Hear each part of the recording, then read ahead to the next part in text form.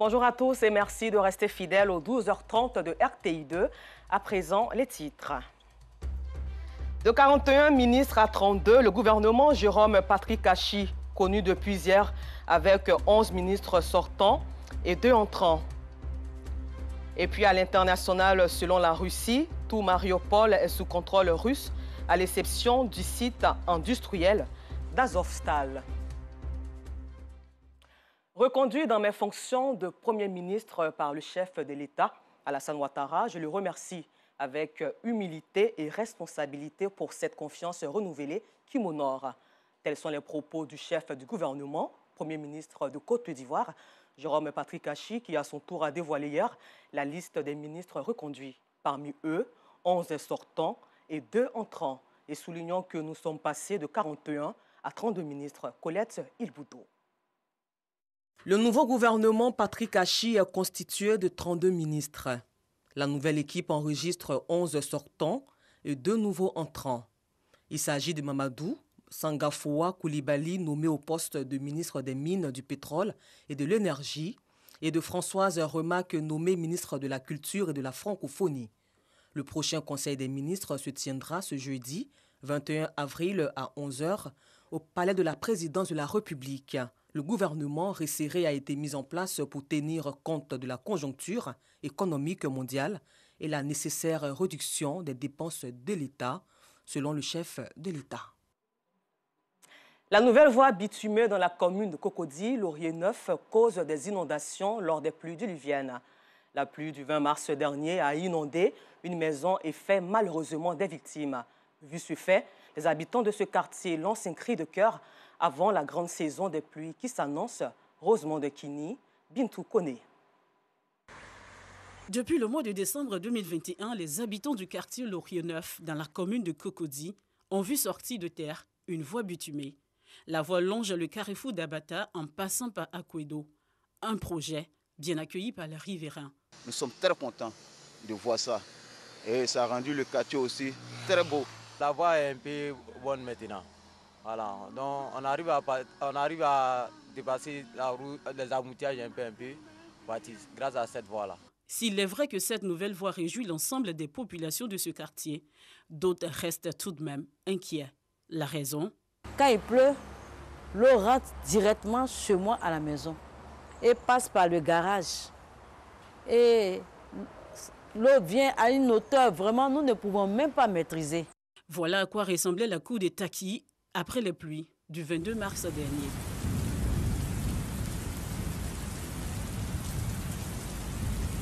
Aujourd'hui, sa cour est pleine de boue, le jardin présente un visage triste et les traces du niveau d'eau restent visibles sur les murs. Même ici, là, mais je ne sais pas si je vais tomber. Hein. Le niveau de l'eau monte jusqu'ici. L'eau monte.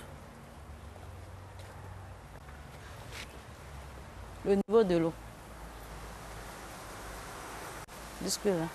À l'entrée de la villa, malgré la présence de 2 caniveaux, les eaux de ruissellement s'imitent dans la maison. Quand ils ont supprimé, maintenant l'eau vient. Quand ça vient chez moi. Avant, maintenant, je ne sais pas. Moi, j'ai peur. Vu ces difficultés, Taki est entré en contact avec les responsables des travaux. Malheureusement, aucune solution n'a été apportée à cette situation. Il m'a traité de menteuse et il a traité de mon mari de menteur parce qu'il dit, il ne sait pas exactement qui dit la vérité. Que mon mari dit l'eau vient plus, moi je dis l'eau vient. Mais on constate ça. Le constat, on voit qu'on a ce problème sérieux. Mais Taki n'est pas la seule dans cette situation. C'est sur ce chemin rempli de tas d'ordures acheminés par l'eau de pluie que Gonti Mawa nous montre ses magasins fermés depuis 1 an et demi. Je souhaiterais que cette situation soit décantée pour que... Parce que ça aussi, c'est ma source de revenus. Je suis à la retraite. Je n'ai que ça. Vraiment, je demande aux autorités de m'aider. Cet après-midi, ces riverains se sont réunis pour lancer un cri de cœur afin d'obtenir gain de cause. On a appelé cette route-là de tous nos voeux. Et aujourd'hui, ça a été fait, mais il ne faut pas que derrière, comme je l'ai dit tantôt, derrière on règle un problème pour laisser notre problème derrière pour ceux qui sont sur place. Nous, tout ce qu'on demande, c'est qu'on fasse des travaux ici pour nous rendre notre espace viable et agréable à vivre. La saison de pluie s'annonce et il faut agir rapidement pour éviter le pire. Tel est le souhait de ces populations. Mois de Ramadan, temps de pénitence et de partage. À cet effet donc, la Fédération ouest-africaine pour la réconciliation et le développement a fait des dons en vivres et non-vivres d'une valeur de 1 300 000 francs CFA à 200 familles dans la commune de Cocody. Soutenir les familles en cette période de jeûne, cette fédération a élaboré cette activité pour contribuer au bien-être et à l'amélioration de leurs conditions de vie. C'était le samedi 16 avril dernier. Colette Ilboudo nous s'engarait. Des dons en vivres et non vivres d'une valeur de 1 300 000 francs CFA offerts à 200 personnes de la communauté musulmane et chrétienne de la Fédération ouest-africaine pour la réconciliation et le développement FOAD à l'occasion du jeûne. Pour les bénéficiaires, ces dons viennent à point nommé. Nous avons reçu des vivres, des riz, des sucres, des huiles. Vraiment, ça nous va droit au cœur. Et moi, en tant que la représentante des femmes Niger, je vais aller présenter ça à toute ma communauté. Nous sommes dans le mois de carême. Vraiment, nous sommes très contents. Et toutes les communautés sont très contentes pour recevoir ces dons. Selon le président de la FOAD, Salif Kouda, il était important pour la fédération de soutenir toutes ces personnes en cette période de privation. On a fait ces dons, c'est pour soulager le membre de la Fédération ouest-africaine, voilà, pour l'air jeune. La Fédération ouest-africaine pour la réconciliation et le développement FOAD est une organisation internationale communautaire des associations et ONG avec son bureau composé des responsables des différentes ambassades des pays de l'Afrique de l'Ouest. Elle a pour objectif la promotion de la cohésion sociale, la réconciliation, la formation dans tous les domaines de développement, la sensibilisation pour les élections apaisées avant et après, la contribution à l'organisation des différentes communautés des ambassades. Au chapitre éducation, impliquer les parents d'élèves dans la sensibilisation de leurs enfants qui sont des apprenants afin qu'ils soient des citoyens exemplaires. C'est ce qui a décidé l'inspection de l'enseignement primaire et préscolaire IEPP de Yopougon-Ndokwa qui s'engage dans la promotion du civisme et de la citoyenneté en milieu scolaire, comme nous le dit ici Clément Boko.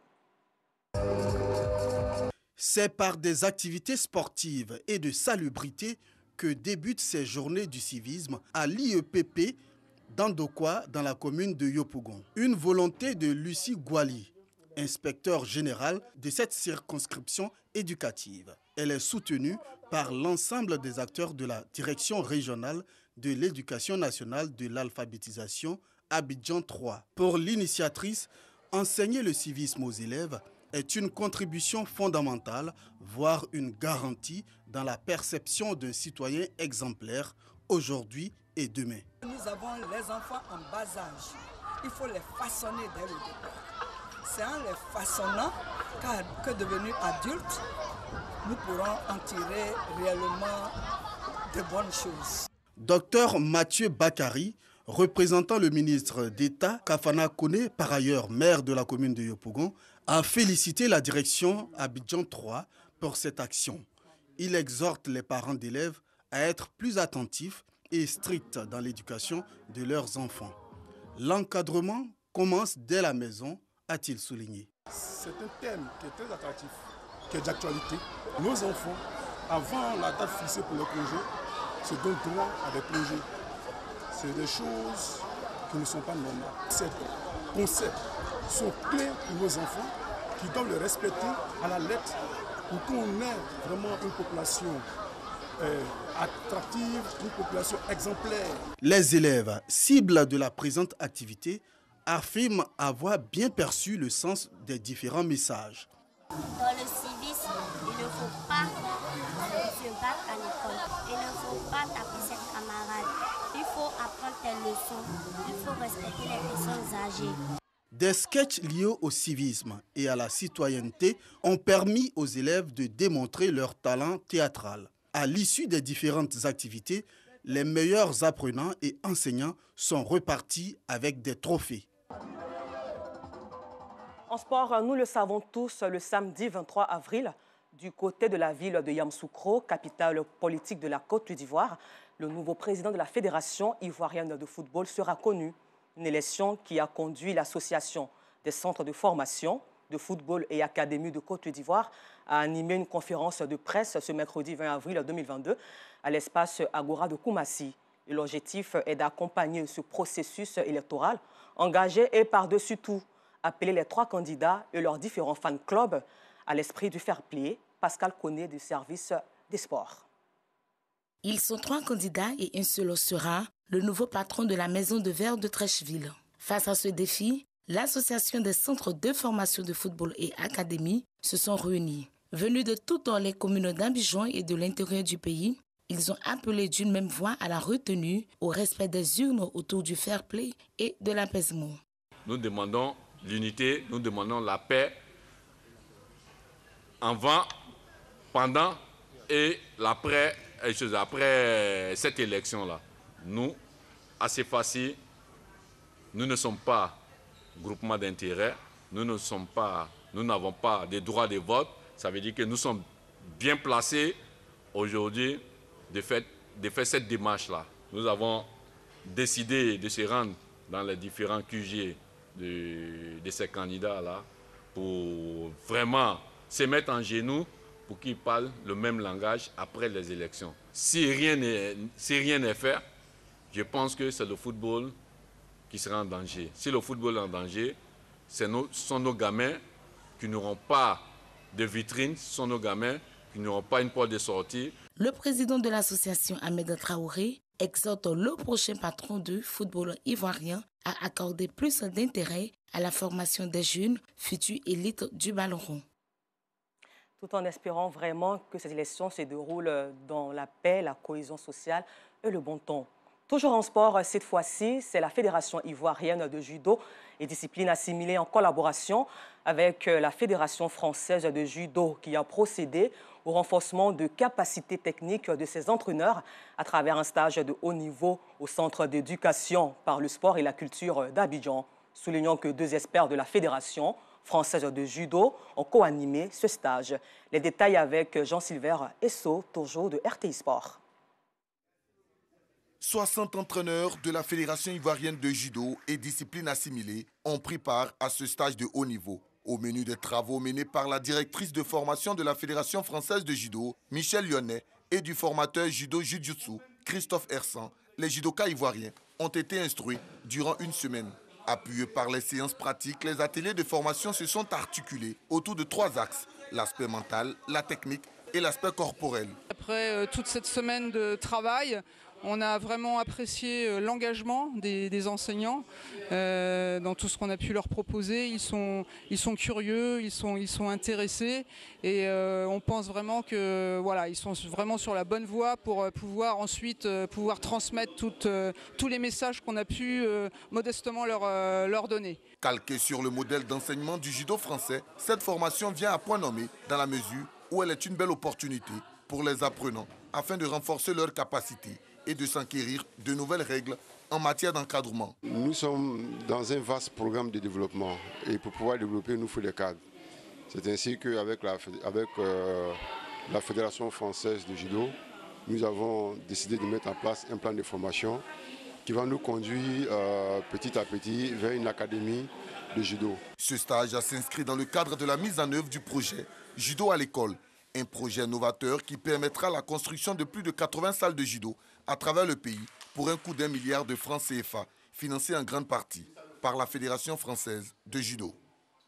À l'international, en France, les 2 finalistes à la présidentielle ont débattu hier mercredi 20 avril et c'était un gros débat télévisé à gros enjeux pour Emmanuel Macron et Marine Le Pen à 4 jours du second tour. Le candidat, le président Emmanuel Macron, a ironisé et demandé à Le Pen d'arrêter de tout confondre.